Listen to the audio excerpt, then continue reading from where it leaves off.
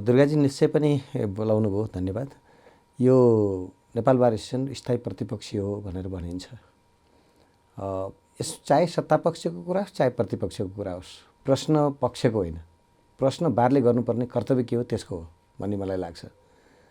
हामीले यो हाम्रा अग्रजहरूले हाम्रा नेपाल बार एसोसिएसन जब स्थापना भएको थियो, 4वटा मूल उद्देश्यमा यसमा काम गर्न थालेको हो। लोकतन्त्र हामी कुनै पनि कस्टमा लोकतन्त्रमा हामी कम्प्रोमाइज गर्दैनौँ। त्यस्तै विधिको शासन भनिन्छ, कानुनको शासनको विषयमा चाहिँ हामी कसैसँग कम्प्रोमाइज गर्दैनौँ। मानव अधिकार र स्वतन्त्र न्यायपालिका, यो 4वटा हाम्रा मूलभूत उद्देश्यहरू हुन्। यी मूलभूत उद्देश्यलाई हामीले भुलेको छैन, हामी भुल्दैनौँ, भुल्नु पनि हुँदैन। तिनटै कुरा मलाई भुल्ने भने हामीलाई चाहिँ इतिहासले माफ गर्दैन, हामीले भुल्न मिल्दैन।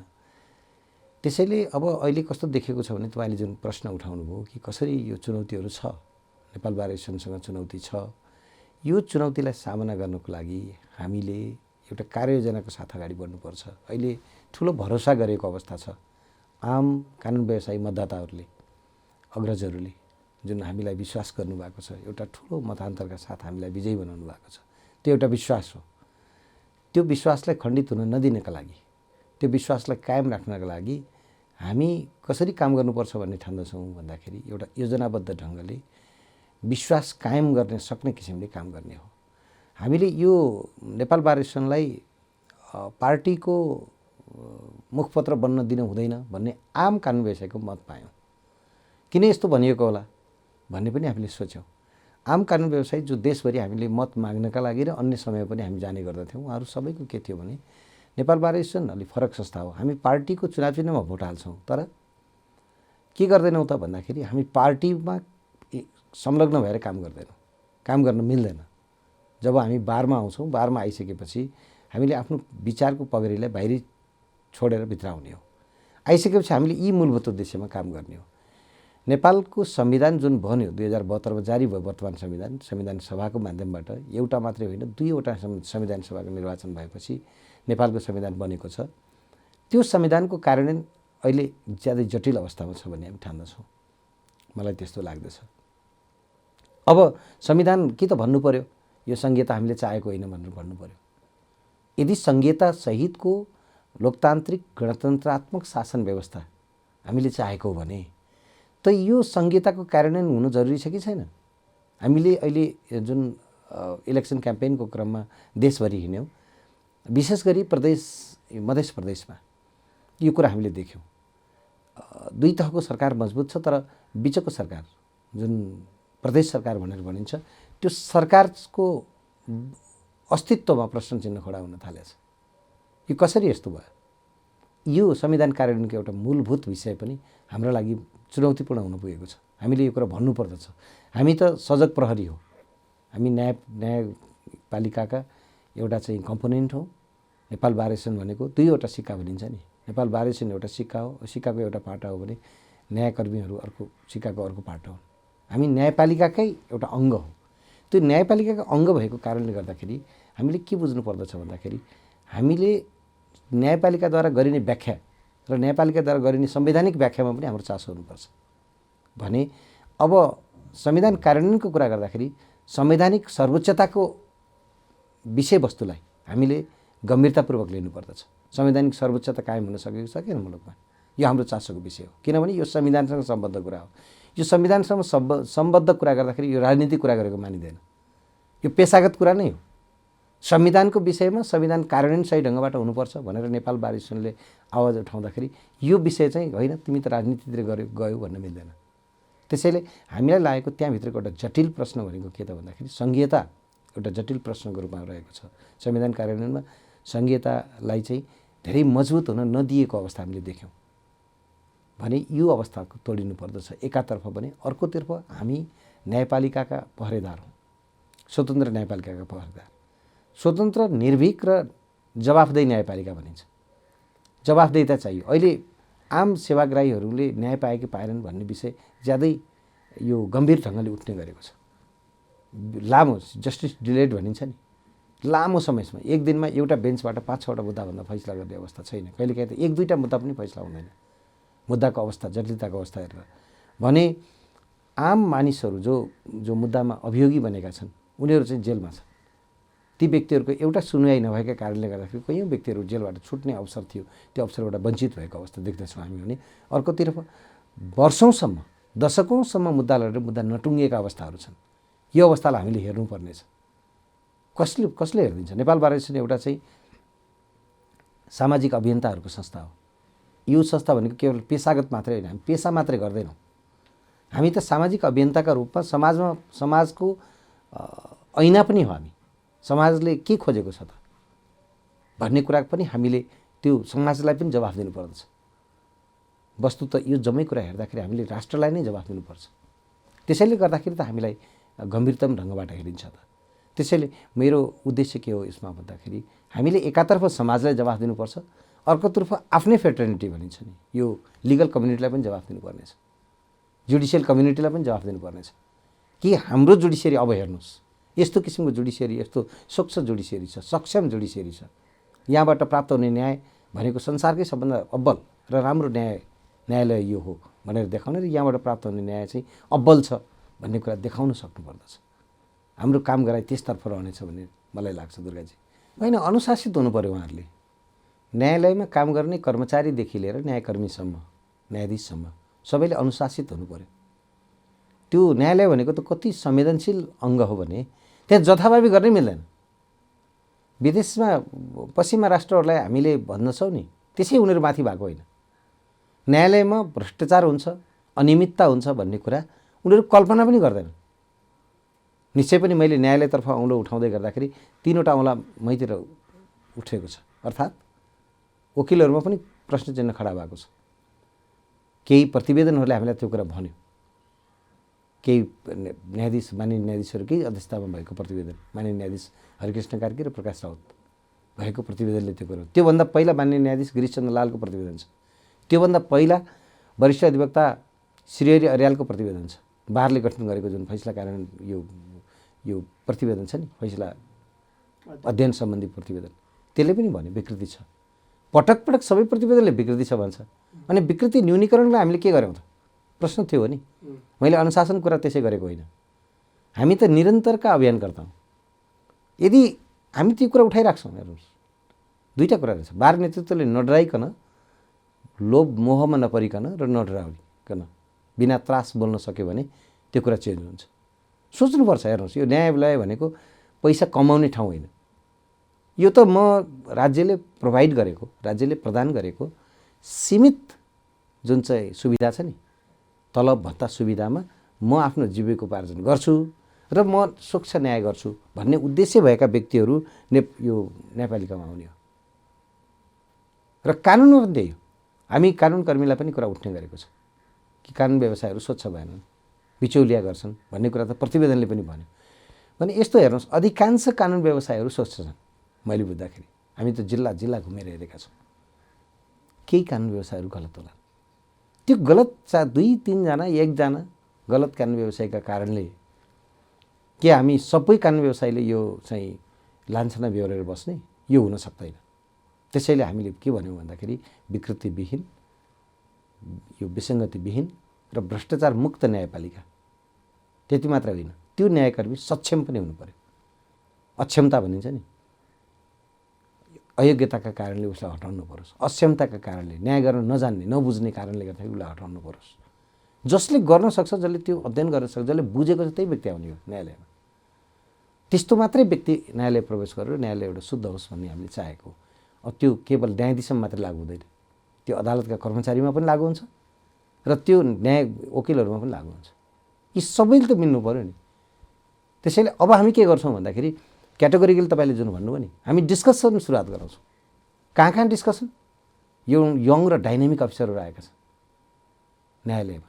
अहिले काम गर्न तपाईँ हेर्नुहोस्, अहिलेको जुन अपोइन्टमेन्टहरू भएको छ नि, एकदम पढे लेखेका विद्वान अफिसरहरूको इन्ट्री भएको छ न्यायालयमा भने एकातर्फ भने, अर्कोतर्फ कानुन व्यवसायमा पनि डाइनामिक एउटा युथ शक्तिको प्रवेश भएको छ। उनीहरूलाई एउटा आशा देखाउन जरुरी छ हामीले। अब त्यो एउटा जुन डाइनामिक युथ छ, ऊ प्रवेश गर्दैखेर उसले चाहिँ यो कुरा बुझ्यो, उसलाई यो लाग्यो कि वास्तवमा यहाँ त भ्रष्टाचार हुन्छ, भ्रष्टाचार बिना गर्न सकिँदैन, पैसा नदिकन कुनै पनि काम हुन सक्दैन भन्ने कुरा यदि उसलाई लाग्यो भने ऊ के नेपाल बस्छ? हामीले ब्रेन ड्रेनको कुरा गर्ने गरेका छन्। ऊ ड्रेन भएर ऊ बगेर विदेश गयो भने कसले रोक्न सक्छौँ? त्यसैले हाम्रो चिन्ता आज त्यसतर्फ छ। हामीले चाहिँ यो यङ कानुन व्यवसायलाई यहाँ रोक्न सक्नुपर्छ, यहाँ आशा देखाउन सक्नुपर्छ। हाम्रो काम गराइ अर्को त्योतर्फ हुनेछ। त्यो तब मात्र हुन्छ जब हामीले चाहिँ जुडिसियरीलाई क्लिन देखाउन सक्छौँ। यहाँ सम्भावना छ, यहाँ पैसा पनि कमाउन सकिन्छ, कर तिरेर एउटा डिग्निफाइड लाइफ पनि हुन्छ, कानुन व्यवसाय पनि एउटा चाहिँ सबै ट्रेन्ड वेल ट्रेन्ड कानुन व्यवसाय हुन्छ भनेर देखाउन त सक्नु पऱ्यो नि। हामीले ठुलो कुरा गर्न सक्छौँ। राज्य सिङ्गो म हुँ हामी भन्दैनौँ नेपाल बार एसोसिएसनले, तर नेपाल बार एसोसिएसन ऐना हो, यो डेमोक्रेसीको पनि ऐना हो, स्वतन्त्र न्यायपालिकाको पनि ऐना हो। यो कुरालाई त हामीले बुझ्नुपर्छ। यसको छिनोफानो गर्न सकिएन, यदि आशा देखाउन सकिएन भने हामी बार एसोसिएसनमा गएको के काम लाग्दैन। यहाँ कुनै तलब भत्ता सुविधा पाउँला भनेर यहाँ गएको होइन, जान खोजेको पनि होइन। त्यसैले हामी सामु चुनौती छन् दुर्गाजी। यो चुनौतीलाई सामना गर्नको लागि एउटा सामूहिक कमिटमेन्टको जरुरत छ। केवल 25 जना कार्य समितिमा जानु मात्रै नेपाल बार एसोसिएसन होइन। नेपाल बार एसोसिएसन भनेको त देशभरिको जुन कानुन व्यवसायहरूको शक्ति छ, 20,000 कानुन व्यवसायको जुन शक्ति छ, त्यो 20,000 कानुन व्यवसायको सिङ्गो शक्तिलाई नै हामी बार एसोसिएसन भन्ने गर्दछौँ। नेपाल औषधि उत्पादक सङ्घको आयोजनामा आउँदो वैशाख 9 देखि 11 गतेसम्म चितवनमा नेपाल फर्मा एक्सपो 2022 हुँदैछ। आत्मनिर्भर उन्मुख नेपाली औषधि उत्पादन र अन्तर्राष्ट्रिय स्तरमा औषधि उत्पादनमा प्रयोग हुने प्रविधि र औजार सम्बन्धी विशेष प्रदर्शनी हुने उक्त मेलामा सहभागिताका लागि सम्पूर्ण चिकित्सक, स्वास्थ्य कर्मी, फार्मासिस्ट र औषधि व्यवसायीहरूलाई हार्दिक अनुरोध गर्दछौँ। हामी न्यायिक नेतृत्वसँग यो पनि कुरा गर्छौँ। हो, तपाईँले भनेको कुरो ठिक हो। एउटा व्यक्तिले गलत गरेछ, गलत गरेको व्यक्तिलाई सरुवा गरिदिने या उसलाई के गर्ने त भन्दाखेरि यो केवल कुनै ठाउँमा उसलाई चाहिँ झिकेर या रिजाइन गर्न भन्ने, रिजाइन पनि गरेर कतिपय अवस्थामा त्यो पनि गरेको देखिन्छ भने उसले उन्मुक्त पायो त। भ्रष्टाचार निवारण ऐन हामीलाई लाग्दैन भन्दैमा भ्रष्टाचार निवारण ऐन छ नि, त्यो चाहिँ हामीलाई यो के अरे न्यायकर्मीलाई लाग्दैन भन्दैमा त्यो उन्मुक्ति मिल्छ र हामी नै त्यो कुरो क्वेसन उठाइराखेका छौँ। हामी यो विषयमा छलफल गर्छौँ। यसो गर्न मिल्दैन। गलतलाई गलत भन्न सक्नु पऱ्यो। गलत हो भने त क्राइम हो नि त, कारवाही हुनु पऱ्यो। मेरो भनाइ त्यही हो। त्यसैले हामी यो कुरा उठाउँछौँ, हामी न्यायिक नेतृत्वसँग कुरा गर्छौँ। यसो भन्दैमा फेरि के हो तपाईँलाई लाग्ला होइन यो झगडै गर्न जान लाग्यो कि, त्यो होइन। हामी बेन्चको सम्मान गर्छौँ, किन न्यायमूर्तिहरू सम्मानित ठाउँमा हुनुहुन्छ, उहाँहरूलाई डिमोरलाइज पनि गर्ने होइन। तर के छ भन्दाखेरि गलत हो भने गलत हो भने अघि पनि मैले भने नि, जब 2-3वटा कुरा ध्यान पुर्याउँदा पुग्छ। एउटा व्यक्ति मैले अघि भनेको जस्तै व्यापार गर्न गएको होइन, ऊ त न्याय गर्न पो गएको हो त। न्याय गर्न जाने व्यक्ति त सीमित सुख सुविधामा उसले चाहिँ आफ्नो जीवन मेरो यापन हुनसक्छ भन्ने कुरा सोचेर जानुपर्छ। यदि त्यसरी कुनै न्यायकर्मी गएको छ भने उसले त व्यापारीले जस्तो पैसा कमाएर म थन्काउँछु, ब्याङ्क ब्यालेन्स गर्छु भन्ने त सोच्दैन नि। यो कुरा हुनुपर्छ। कानुन व्यवसाय कतिपय व्यक्ति कानुन व्यवसायमा बरु पैसा कमाउन सकिन्छ, ट्याक्स तिरेर पैसा कमाउन सकिन्छ। यदि चाहिँ सेवाग्राहीले उसलाई चाहिँ वकिल हायर गर्न खोज्यो भने, तर उसले पनि ट्याक्स तिर्नुपर्छ। यो कुरा गर्ने, तर ट्याक्स लिमिटेसनभित्र तिर्ने हो। जसले पैसा कमाएको छ उसले ट्याक्स तिर्ने हो। जसरी अरूलाई सुविधा प्राप्त छ कानुन व्यवसायलाई पनि सुविधा प्राप्त हुनुपर्छ। हाम्रो उद्देश्य त्यो हो। त्यसैले हामीले के भन्यौँ भने क्यापासिटी बिल्डिङ एउटा हाम्रो मेजर मुद्दा बन्न पुग्दछ। क्यापासिटी बिल्डिङ भनेको जस्तो कि लयरहरूलाई कम्पिटेन्ट बनाउन सकिएन भने उसले नयाँ नयाँ क्षेत्रलाई चाहिँ आफूलाई फ्लोरिस गर्न सक्दैन। नयाँ क्षेत्रमा फ्लोरिस गर्नको लागि उसले चाहिँ क्यापेबल हुनु पऱ्यो नि, उसलाई प्रपर ट्रेनिङ प्राप्त हुनु पऱ्यो। अन्तर्राष्ट्रिय कानुन कर्मीहरू सरह नेपालका कानुन कर्मीहरू या कानुन व्यवसायहरू छन् भन्ने कुरा देखाउनलाई हामीले काम गर्नुपर्नेछ। त्यसतर्फ पनि काम गर्नुपर्नेछ। एकातिर न्युकमरलाई हामीले चाहिँ आशा देखाउनुपर्छ भने नेपाल बार एसोसिएसनलाई विदेश स्थित बार एसोसिएसनसँगको जुन सहकार्य छ नि त्यो पनि गराउनु पर्नेछ। एकातिर जुडिसियरीलाई शुद्ध गरेर भ्रष्टाचार मुक्त जुडिसियरी, सक्षम न्यायकर्मीद्वारा हाकिएको जुडिसियरी हामीले बनाउनु पर्ने अवस्था छ भने अर्कोतर्फ आफ्नै इमेज, हाम्रो कानुन व्यवसायहरूको जुन इमेज छ नि, गिर्दो इमेज भनिएको छ अहिले। तपाईँले पनि त्यो कुरा इङ्गित गर्नुभयो। कानुन व्यवसायको गिर्दो इमेजलाई उठाउनु छ। यी चुनौतीहरू छन्। तपाईँ एक्लै कसरी यत्रो सबै कुरा गर्नुहुन्छ भन्ने कुरा तपाईँले सोध्न सक्नुहुन्छ। म तपाईँलाई के भन्छु दुर्गाजी भने यो सबै कमिटमेन्टले हुने हो। मैले अघि पनि भने नि, आश र तास नभएको मानिस छ भने उसले कुरो गर्न सक्छ। र म आज मैले नेतृत्व गरेको टिम छ, म एज अ टिम लिडर के भन्न सक्छु भने कि ममा आश र त्रास छैन। हेर्नुहोस्, जुडिसियरीमा प्रवेश म पनि कुनै पार्टीको निर्वाचन चिन्हमा भोट हाल्छु, त्यो भन्दैमा मैले त्यो विचारलाई लिएर आएर यहाँ बारभित्र भुल्छु या त्यसलाई चाहिँ त्यो मार्फत ओभरल्याप गर्छु भन्ने होइन, निश्चय पनि गर्न मिल्दैन। हामीले आफ्नो विचारलाई बाहिरै छोडेर भित्र प्रवेश गर्नुपर्छ, हामीलाई त्यो हिक्का छ। त्यसैले म तपाईँ मार्फत के भनौँ भने आम दाजुभाइ दिदीबहिनीहरूलाई, आम कानुन व्यवसायी साथीहरूलाई र अग्रजहरूलाई म के आग्रह गरौँ भने हामी यो उद्देश्यका साथ, यो पवित्र उद्देश्यका साथ बार प्रवेश गर्न खोज्दैछौँ। भर्खरै निर्वाचन सम्पन्न भएको छ, त्यो निर्वाचन मार्फत हामी इलेक्टेड भएका छौँ भारी मतका साथ। अब हामीमाथि एउटा ठुलो भरोसा गरेको छ मुलुकका कानुन व्यवसायी सेक्टरले, ठुलो बुद्धिजीवीहरूको एउटा महत्त्वपूर्ण संस्थाले, महत्त्वपूर्ण डोमेन भनिन्छ नि, त्यो डोमेनले हामीलाई विश्वास गरेको छ भने अब हामीले पनि काम गरेर देखाउनुपर्छ। त काम गर्दा उहाँहरूको सहयोग लिने हो, उहाँको अनरसिप छ कि छैन। किन मैले अघि एउटा तपाईँलाई भने भने हामी जिल्ला युनिटहरूको सहयोग लिन्छौँ भनेर भनियो नि, त्यसको कारण के भने उहाँहरूको अनरसिप हुनु पऱ्यो। जे हामी गर्छौँ नि त्यो सबै कुरामा उहाँको पनि अनरसिप हुन्छ। होला आज एउटा कार्यक्रम एउटा युनिटले पाउला, भोलि अर्को युनिटले पाउला, तर देशभरिका सबै युनिटलाई हामी 3 वर्षमा काहीँ न काहीँ कुनै कुनै प्रोग्राममा बाँध्नेछौँ। यो हाम्रो कमिटमेन्ट हो। भने हामीद्वारा गरिने जुन अभियान छ नि, न्यायपालिकालाई शुद्ध बनाउने अभियान, सक्षम र विकृतिविहीन बनाउने अभियानमा हामी उहाँहरूलाई जोड्न चाहन्छौँ। को कानुन व्यवसाय यस्तो छ जसले चाहिँ भ्रष्टाचार होस् न्यायपालिकामा भन्ने चाहन्छ, अदालतमा भ्रष्टाचार होस्, अदालत खत्तम भएर जाओस्, बिग्रोस्, भत्कोस् भन्ने त कोही पनि चाहँदैन। केही मानिसहरू होलान् जसले न्यायपालिकालाई प्रयोग गरेर, न्यायपालिकाको मेसिनरीलाई प्रयोग गरेर आफ्नो स्वार्थ सिद्ध गर्न खोजेको होला, त्यसैको नाम बिचौलिया हो। हामी त्यसो गर्न दिने छैनौँ। हामी निरन्तरको अभियानमा छौँ।